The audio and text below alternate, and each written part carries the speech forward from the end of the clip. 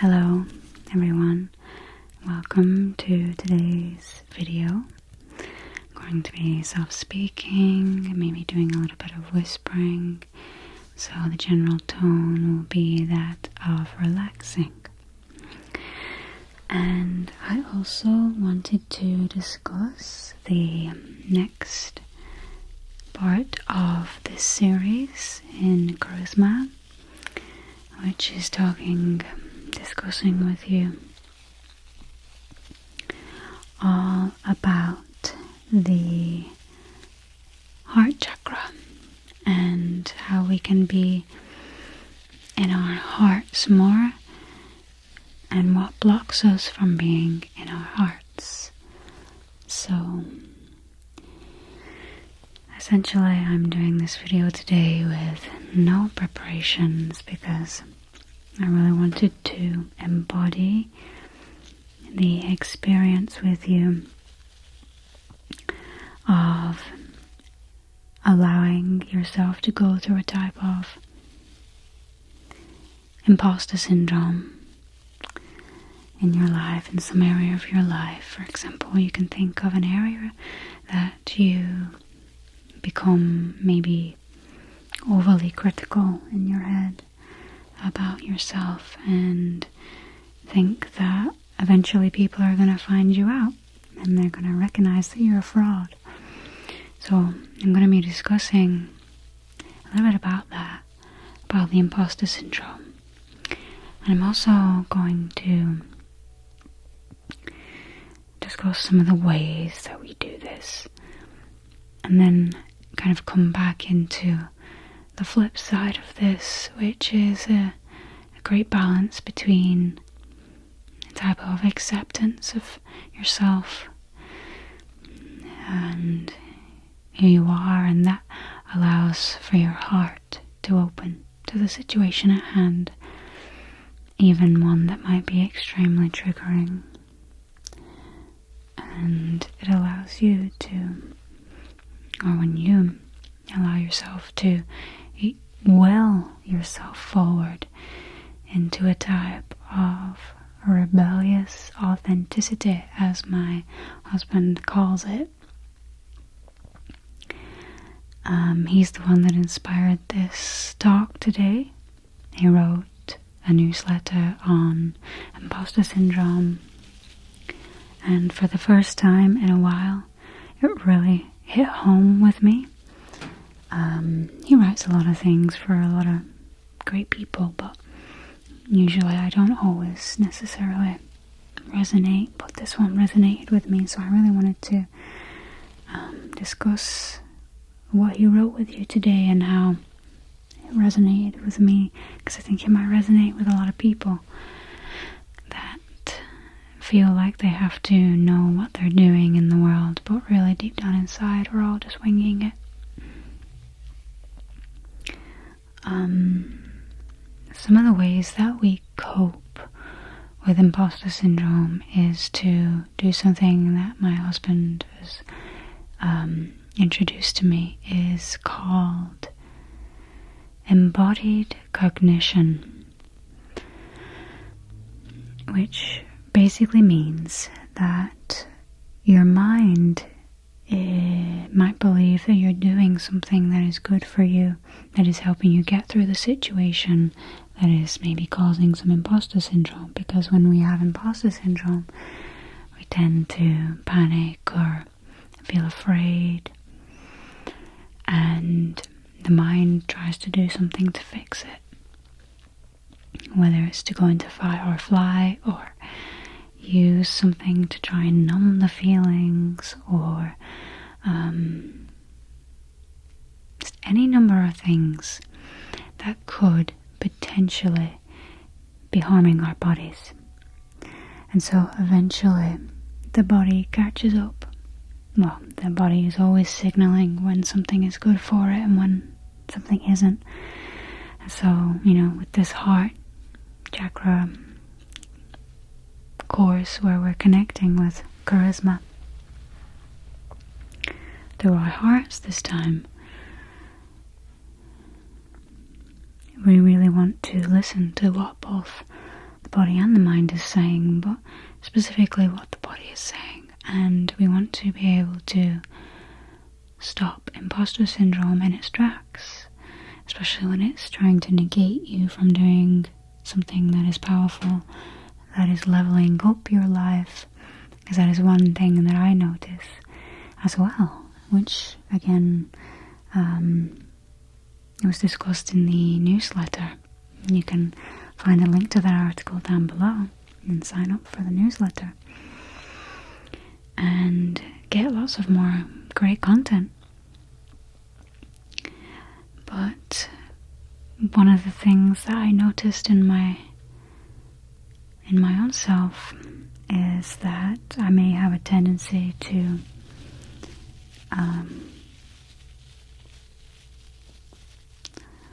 put my body last in the situation and just do whatever the mind kind of is deciding it needs to do based on peer pressure, based on societal norms and all of that kind of stuff, whatever it is.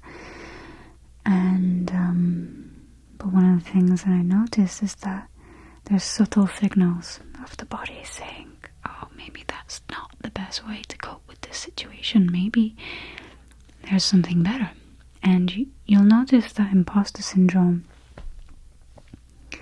this is one of the things that I noticed in the article that my husband wrote, was that the part that really resonated with me is that imposter syndrome comes when you're leveling up in your life. So you might be leveling up in some area of your life right now. And essentially, if you are leveling up, there's a part of your brain, the amygdala part of your brain, that wants to stay safe. And it will even try to convince you, a part of your mind will try to convince you that safety is where it's at. And even the thing that might level you up and give you more happiness and success is actually the problem, and is to be feared, and is to be run away from. Now, we may still do the thing that is causing us to level up, which is great, but what we might end up doing is leveling up in life, but using a vice to counteract that imposter syndrome that is going on. I'm not saying there's anything wrong with vices. I'm just saying that if we're doing ourselves a service at the disservice of our bodies, i.e. if you're going through something called, like I mentioned earlier, embodied cognition, essentially you are, I'll give you an example. Let's say you have embodied the idea, you've agreed with the idea, the thought, the belief, the trigger, whatever it is, that you really like to eat sweets all day long. Okay? You've agreed with this idea, it's become something that every time a thought triggers it, you're like, oh yeah, I'd like to do that thing. I'd like to eat lots of sweets today. Essentially, your mind is keeping you at a space that is high and flying every time you eat that sweet all day long. But your body might be saying something different. Eventually, your body will say, actually, this is too much sugar. Every day, all day like this, it's too much sugar. Please slow down. But whereas the embodied cognition, what it's doing is repeating this mantra in the head that it likes what it likes. It wants to eat sugar all day.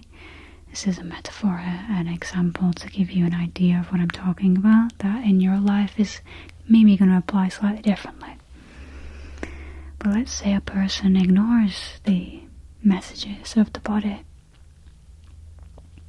And let's say it's using this embodied cognition to get through the day, to get through whatever feelings it's really trying to repress. Because usually, to want to eat sweets all day, there's something underneath that, right? There's some deeper fear or thing that it's missing, something going on, which is something that hypnotherapy tries to go to the roots of. And essentially,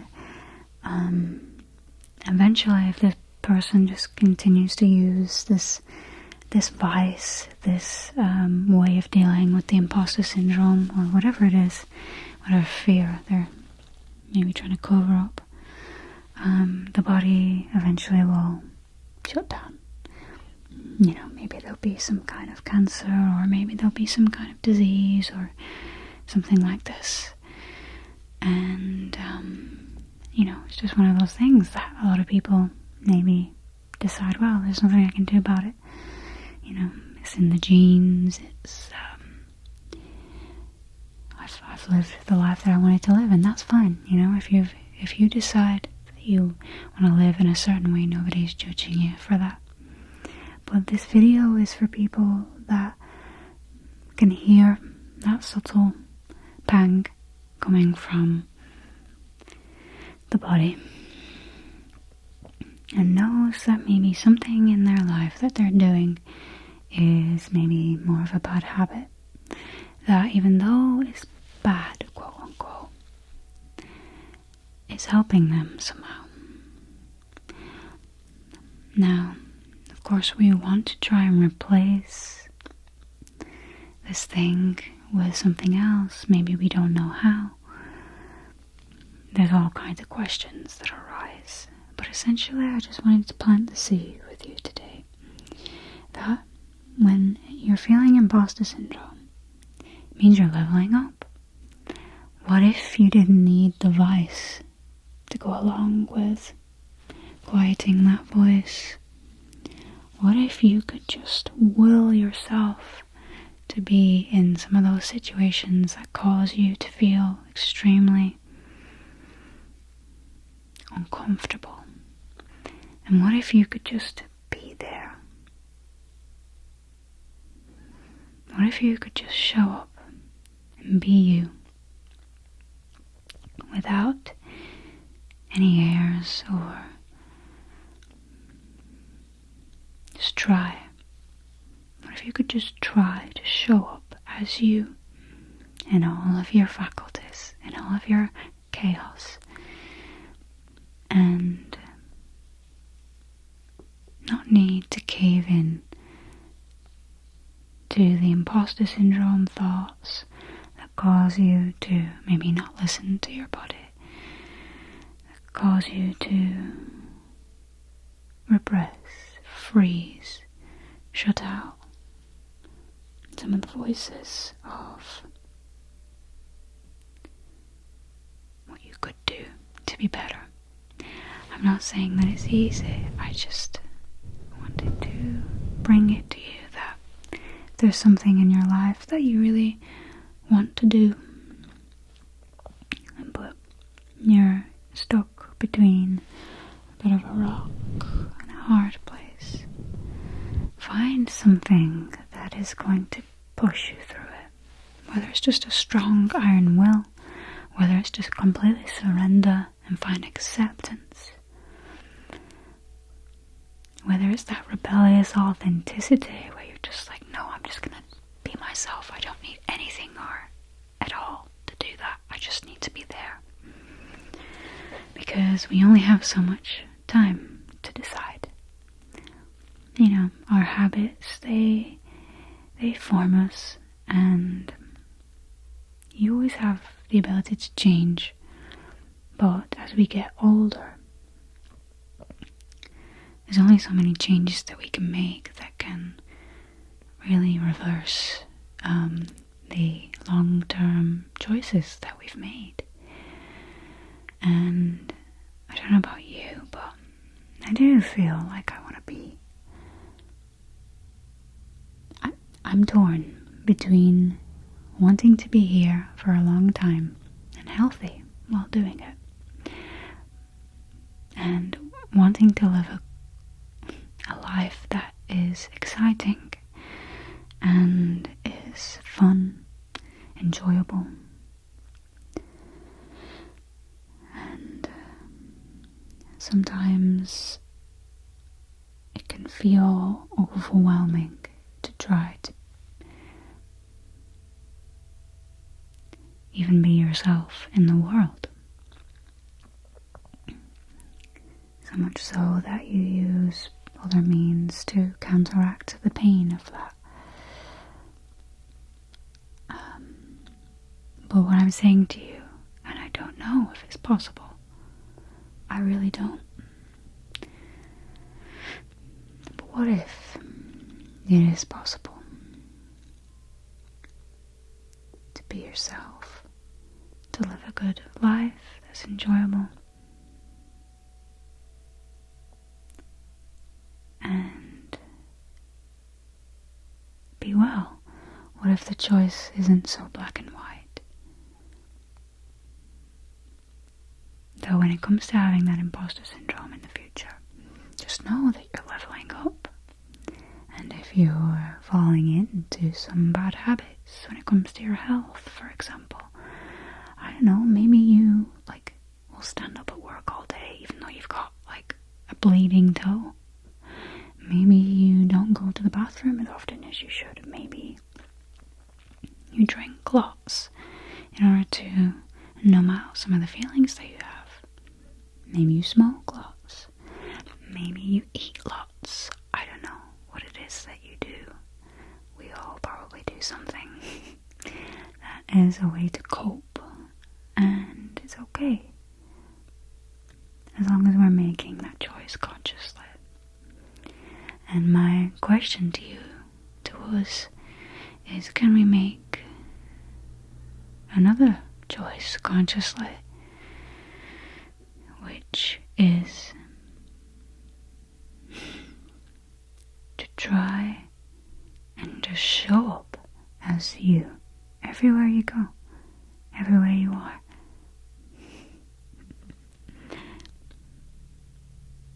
I like to think that my husband is onto something, and that we can have this rebellious authenticity anywhere we go, and we can not only not let imposter syndrome stop us, the fear of being seen as a fraud or a failure. We can not only do that, but we can do it in a way that we're still staying true to our health. We're not putting our health at risk in whatever we're doing to try and level up in life. That's that perfect balance that I'm trying to embody myself, trying to talk more about, and I hope that we can start to meditate on this idea a little bit more. How could we, if we were to get in touch with God and with ourselves, how could we do this without going to either one extreme? Is it possible? If it's something that if it's not possible, then let us find a way to do it as well as we can. It's difficult seeing the progression of a person's life when you haven't seen all of the things that they did to get there. It can be a bit scary to see that, but I'm sure even the person that has jeopardized their health to a big degree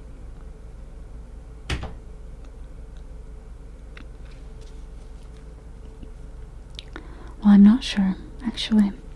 I know that some people haven't necessarily lived a good life and have still managed to have ill health befall them. So, some of this is a looks game of luck, perhaps.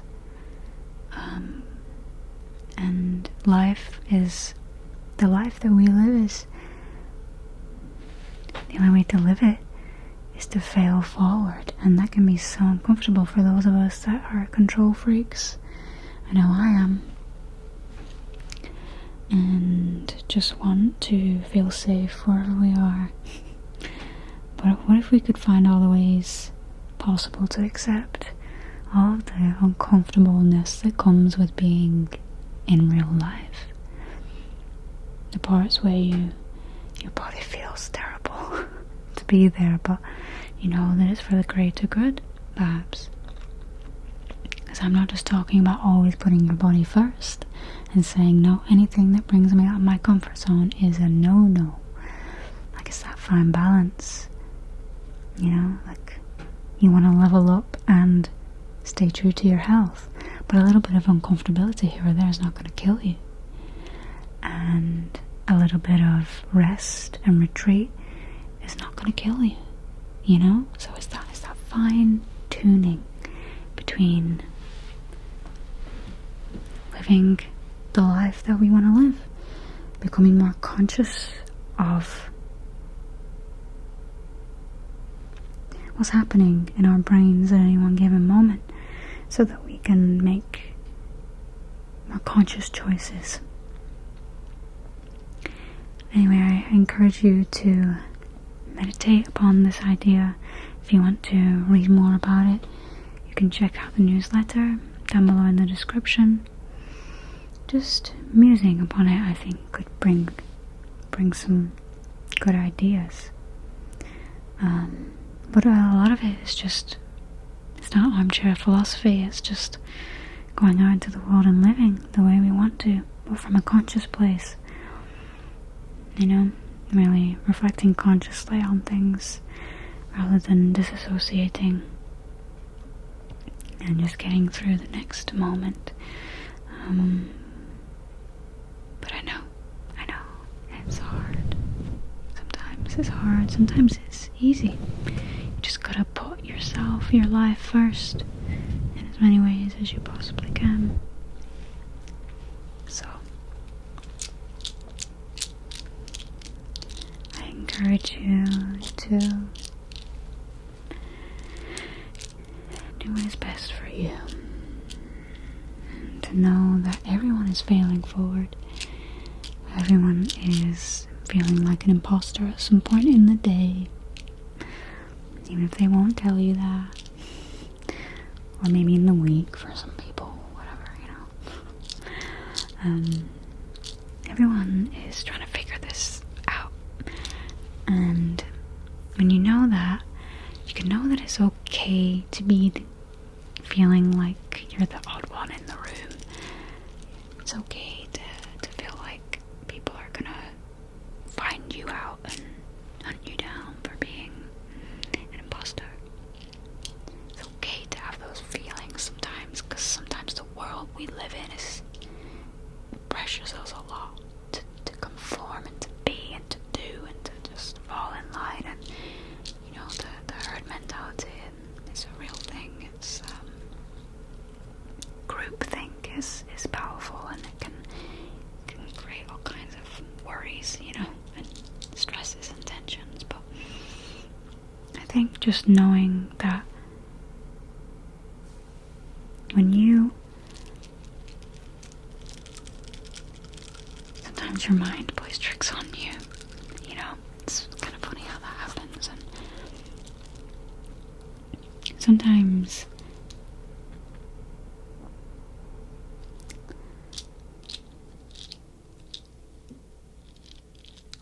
the most awkward person in the room is teaching everybody through wisdom of experience what it looks like to be in either full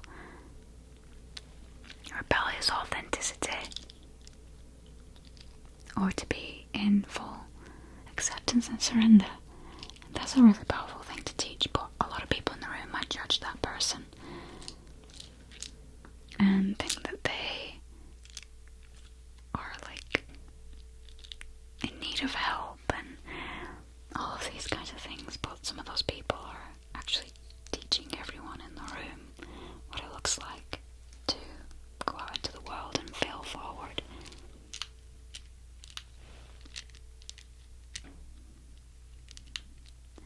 And it is not easy. Sometimes it is uncomfortable, you know. Sometimes you get the shakes and you get the shits. Excuse my language. Sometimes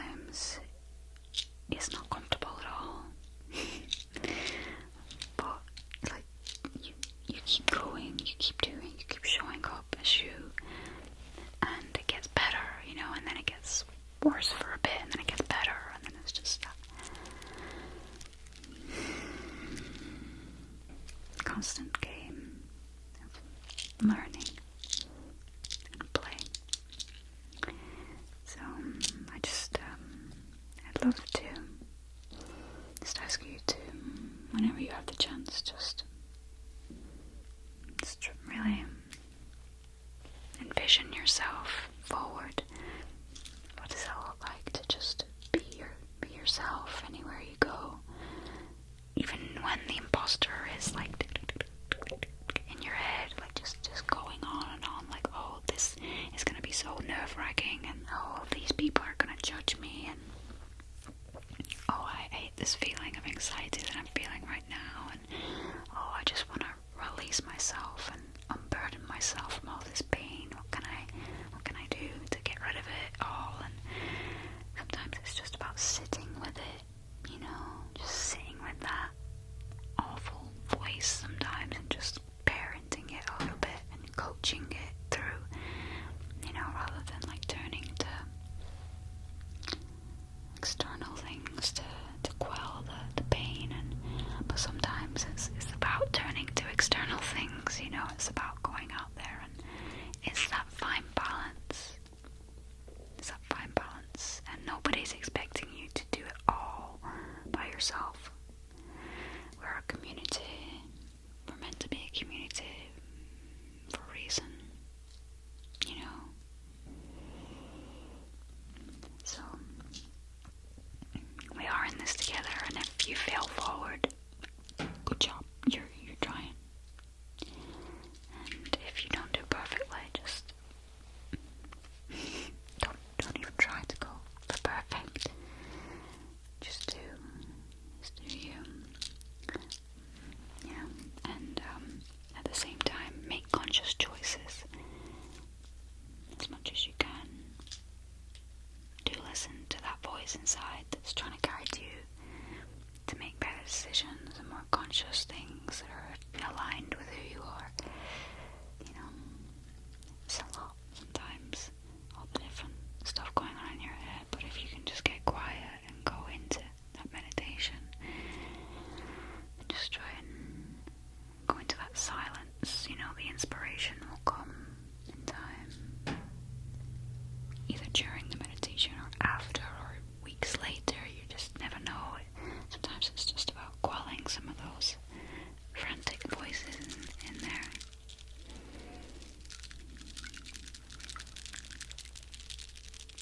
Anyways, I hope this has been helpful, and just know that all we can do is be who we are in the moment, here and now. That's all we have. But yeah, if you like envisioning yourself forward